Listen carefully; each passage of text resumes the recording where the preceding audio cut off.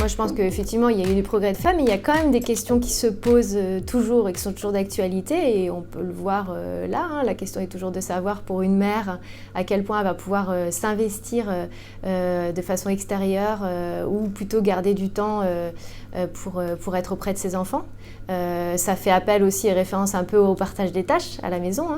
Je pense qu'on a quand même évolué là-dessus, mais qu'il y a encore du chemin à parcourir dans ce domaine-là. Plus largement, dans le métier de sapeur-pompier ou dans l'engagement de sapeur-pompier volontaire, puisque 80% des sapeurs-pompiers sont des sapeurs-pompiers volontaires, on voit quand même qu'il y a de plus en plus de femmes qui commencent à s'engager, mais que parfois il peut y avoir soit une autocensure de leur part pour se dire non, je ne serai pas capable et j'y arriverai pas, soit parfois une forme de pression aussi de l'entourage, ou voire même intra-sapeur-pompier pour dire non, pourquoi toi tu n'y arriveras pas, c'est pas possible, tu pourras pas tout faire.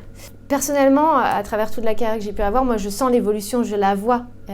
J'aimerais qu'elle aille plus vite en fait, que ça aille plus dans les mœurs, le fait qu'il y ait plus de femmes, plus d'engagement.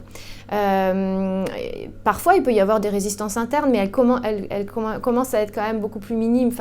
Ça reste plus anecdotique que ce que ça a pu être jusqu'alors.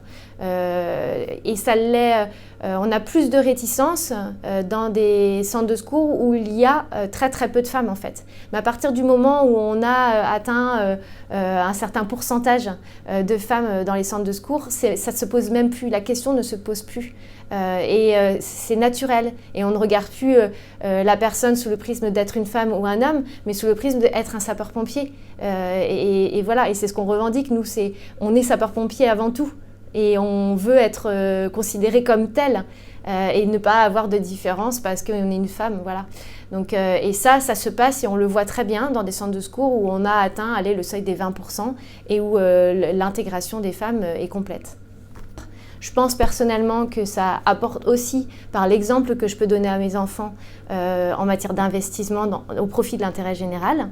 Donc le message que j'ai envie de donner aujourd'hui à ces femmes qui éventuellement pourraient être amenées à se poser la question, c'est que oui, c'est tout à fait accessible, l'engagement de sapeur-pompier volontaire, et que oui, c'est tout à fait possible d'être maman, d'éduquer ses enfants de façon très convenable, et en même temps d'avoir un investissement au profit de l'intérêt général.